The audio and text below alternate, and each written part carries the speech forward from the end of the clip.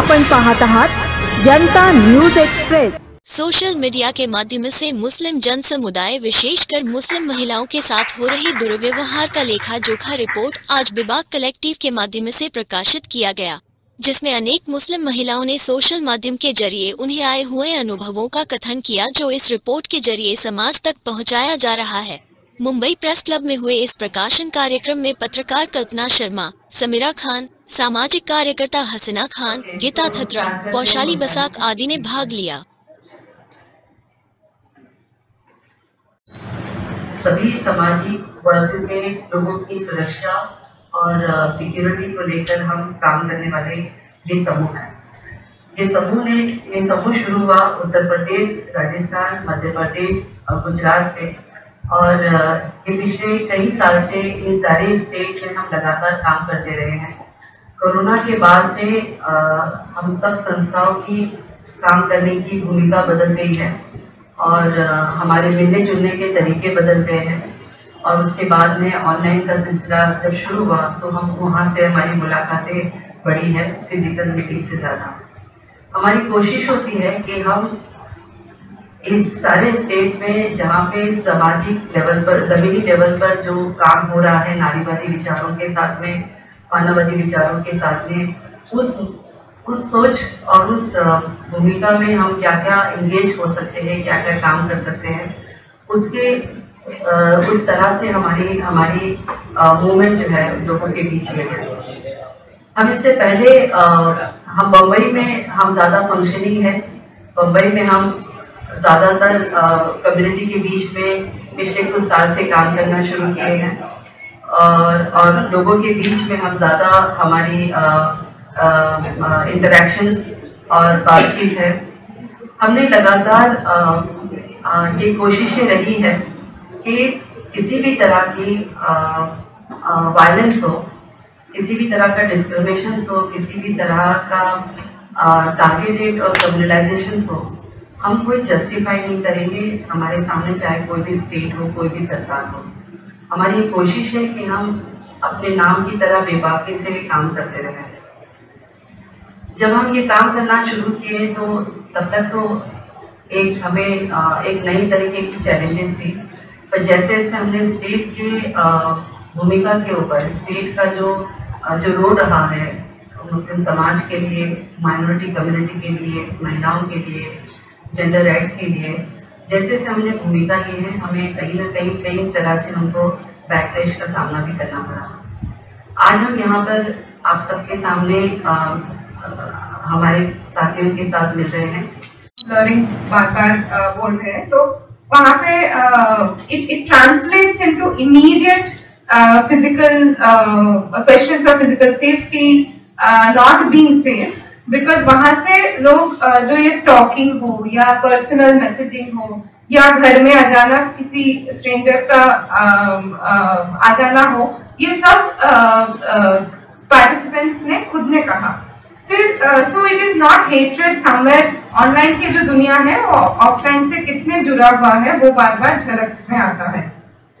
उसके बाद जो है ये हेट, अगर हम हेट के नजरिए से जब देख रहे पार्टिसिपेंट्स के नजरिए से, it is also accumulating over time. It is not something कि एक बार कुछ इंसिडेंट हुआ वहां पे सीमित हो गया, कुछ घटना हुई वहां पे ही रह गया। It is an everyday experience, और वो हर दिन कुछ ना कुछ बात वो चलती रहती है सोशल मीडिया का दुनिया में। और वो जो असर जो गीता ने बात किया कि साइकोलॉजिकल इम्पैक्ट उसका वैसे ही शुरू होता है। मुझे लगता है कि ये रियली इट्स एन आयरनी, क्योंकि जब ये सोशल मीडिया शुरू हुआ 10 साल 15 साल पहले, जैसे फेसबुक वगैरह, तो हमको ऐसे सपना जैसे देखा कि अभी औरतों को, स्पेशली यंग वुमेन, कि ये हमारे को आज़ादी देगा, क्योंकि इसके साथ में मोबाइल फोन आ गया, इंटरनेट कनेक्शन आ गया, तो हमें अपना प्राइवेट स्पेस हम बना सकते हैं जिसमें दूसरे लोग नहीं आ सकते थे अपने फ्रेंड्स के साथ। पेरेंट्स को हमेशा काफ़ी एंजाइटी थी, क्योंकि उनको पता नहीं था कि उनकी लड़की किसके साथ बात कर रही है, किसके साथ फ्रेंडशिप बना रही है। पर महिलाओं के लिए तो actually it was a great opportunity, क्योंकि हमारे लिए अपना स्पेस बना सकते थे, अपने फ्रेंड्स के साथ अपनी कम्युनिटीज बना सकते थे। आयरनी ये है कि वो ही जो आज़ादी मिली वो ही टर्न हो गई, जो कि अब दिस काइंड ऑफ जहर इसमें फैल गया है और इससे खतरा इतना है जैसे आपने डॉक्यूमेंट किया है। सो टेक्नोलॉजी हमें सिखाता है कि टेक्नोलॉजी आगे भी बढ़ सकता है, पर जब तक हमारी सोसाइटी में ये एटीट्यूड्स हैं तो वो ही टेक्नोलॉजी टर्न करके हमें ही हार्म करता है। And this is actually example of that. जैसे सोशल मीडिया पिछले 10 सालों में जैसे इसमें फेक न्यूज और मिसलीडिंग न्यूज तो है ही, पर जैसे पॉइजन है, इसमें जहर है, उससे हमें दिखता है कि technology is good but it has this other side. And इसको बदलना, इसके बारे में क्या करना, बहुत लेवल्स पे करना पड़ता है। पर as far as I am concern, just as feminism में हमने देखा है कि ये सोसाइटी हमें चेंज करनी है। हम दोनों जर्नलिस्ट हैं, समीरा है, और ये भी बात होती थी कि अगर और महिलाएं आई जर्नलिज्म में तो जर्नलिज्म का कंटेंट बदल जाएगा, पर वो नहीं होता जब तक हमारे सोसाइटीज के एटीट्यूड्स नहीं बदलते। तो सिर्फ और महिलाओं को और औरतों को जर्नलिज्म में लाने से नहीं बदलता, और इसका आप देखते हैं अब असर, क्योंकि जब हमारे सोसाइटी में इतना कम्युनल पॉइजन है और जेंडर एटीट्यूड्स अब तक इतने बदले नहीं, थोड़ा प्रोग्रेस हुआ होगा पर काफी पीछे भी चले गए हैं।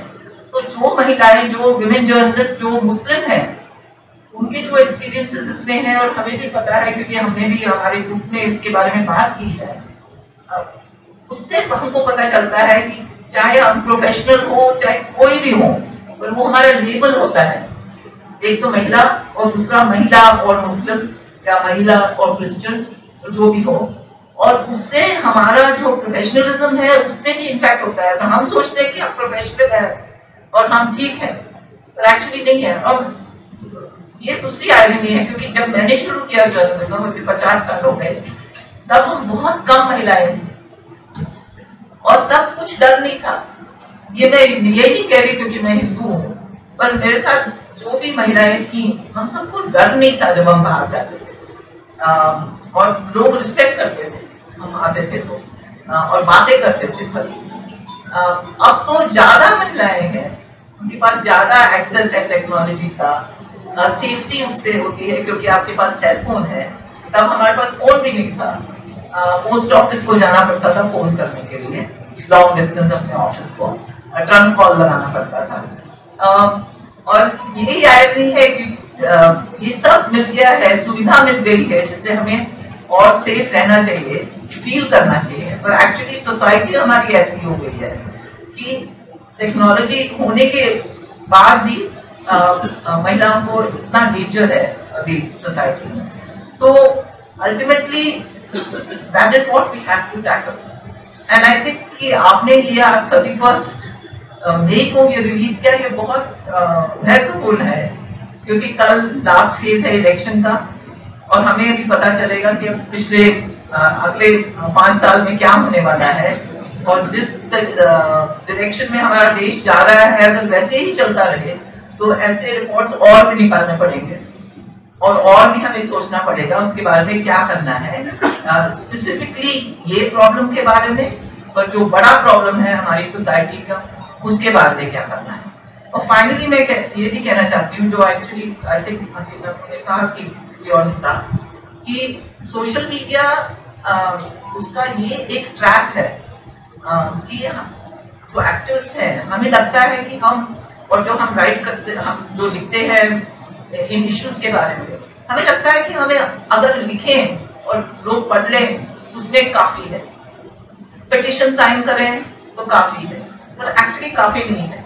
तो जैसे 70s में 80s में हम सब रास्ते पे निकलते थे, वैसे ही करना पड़ेगा, उसका कुछ ऑल्टरनेटिव नहीं है, क्योंकि हमको दिखाना है कि हम ये नहीं टॉलरेट करने वाले, हम दिखाना है कि हमें ऐसा सोसाइटी नहीं चाहिए, और इससे लिखने और पिटिशन करने से कुछ नहीं होगा, क्योंकि दूसरी साइड से और भी लिख रहे हैं और भी पिटिशन कर रहे हैं। सोशल मीडिया जो हमारे जैसे नहीं सोचते, उन्होंने तो बहुत सीख लिया है कैसे कैसे सोशल मीडिया को यूज करना। तो ये विचार रख के हमें, जो हम विचार करते हैं कि इन स्पेसिफिक चीजों के बारे में लॉ, अगर कानून लाएं या क्या करें, वो सब करेंगे। तो इसके साथ मुझे तो लगता है कि 10 साल से हमें ये लेसन सीखना चाहिए कि social media activism is not enough. अभी जो ओल्ड स्टाइल एक्टिविज्म था वैसे ही फिर से करने की हमें सोचना चाहिए। बिहाइंड द पिक्सेल्स बहुत ही अच्छी रिपोर्ट बनाई गई है और जो भी इसमें लिखा हुआ है वो पूरा के पूरा हकीकत है, वास्तव है। इसमें कोई ये नहीं है, झूठेपना नहीं है, क्योंकि मोदी जिस ढंग से बोलते हैं ऐसा नहीं है। आज पूरा देश में उन्होंने जो माहौल ख़राब किया है, उन्होंने अभी मेडिटेशन चालू किया है, उसका कुछ फ़ायदा नहीं होगा। ईश्वर उनको बिल्कुल माफ़ नहीं करेगा। इतना गलत काम किया है ये पहला प्राइम मिनिस्टर कि लोगों में दरार पैदा करने का ये किया। ये बिल्कुल गलत बात है। उनकी जिम्मेदारी ये थी, लोग कैसे इकट्ठा रहेंगे, देश आगे जाएगा। देश आगे जाना है तो समाज एक होना बहुत ज़रूरी है। समाज में दरार पैदा करके देश आगे बिल्कुल नहीं जाएगा। देश यानी कोई एयरपोर्ट, देश यानी कोई पोर्ट्स, देश यानी कोई रास्ते या ब्रिजेस नहीं। देश यानी वहाँ जो लोग रहते हैं वो देश है। और जो भी रहते हैं वो कौन से भी मज़हब के रहने दो, कौन सी भी जाति के रहने दो, कौन सी भी क्लास के रहने दो, सबके साथ एक समानता की नज़र से देखना चाहिए। ये गांधी जी के ये अभी वो गांधी जी भी याद करने लगे हैं, लेकिन गांधी जी के खिलाफ हमेशा काम करने वाले, गांधी जी के खिलाफ बोलने वाले, गांधी जी के खून करने वालों का स्तुति करने वाले वो सारे लोग हैं। एक तरह से ये रिपोर्ट पूरे देश में जानी चाहिए और इंटरनेशनली भी जाना चाहिए कि इस देश में क्या हो रहा है, ये लोगों के ध्यान में आना चाहिए। और ये करने में आज की सरकार और मोदी जी खुद उसके जिम्मेदार हैं। दर्जी जी, ये बताइए कि अभी एक फिल्म आ रही है मुसलमानों के खिलाफ, हम दो हमारे 12, उसके खिलाफ कई संस्था मुस्लिम संगठनों ने आवाज़ उठाई है, प्रतिबंध की मांग की है। आपका क्या कहना है? बिल्कुल गलत बात है। मैं एक बात बोलूँ क्या, मेरी बीवी ने एक दफ़ा मुझे बताया कि आपके बाद की जो पीढ़ी है वो सबको, यानी मेरा भतीजा, मेरा भांजा, मेरी भतीजी, मेरी भांजी, सब लोगों को एक ही बच्चा है। और उसमें कई ऐसे हैं कि जिनको खाली लड़कियां हैं। अभी मेरे साथ ये यहाँ खड़े हैं, उनको एक ही बेटी है। ये गलत बात हमेशा जानबूझ के करते हैं। ज़्यादा बच्चे कहाँ होते हैं? मेरा बच्चा जिंदा रहेगा ठीक ढंग से, इसकी जब मुझे ये नहीं रहती, मुझे कॉन्फिडेंस नहीं रहता, तब लोग ज़्यादा बच्चे होते हैं। गरीबों को ज़्यादा बच्चे होते हैं क्योंकि उनको दवा इसका खाना पीना बच्चों को जो जिस ढंग से देना चाहिए वो दे नहीं सकते, एजुकेशन दे नहीं सकते। ऐसे लोगों को ये गरीबी का सवाल है, ये कोई धर्म का सवाल नहीं। इस फिल्म हिंदुओं को लगता है, मुसलमानों को भी लगता है। इस फिल्म के रिलीज होने में बहुत काफ़ी देर है, लेकिन आप प्रतिबंध की मांग करें कांग्रेस पार्टी की तरफ से? बाकी बारे में प्रतिबंध लगनी चाहिए फिल्म को। ये ऐसी फिल्म लगाने देना ही गलत बात है।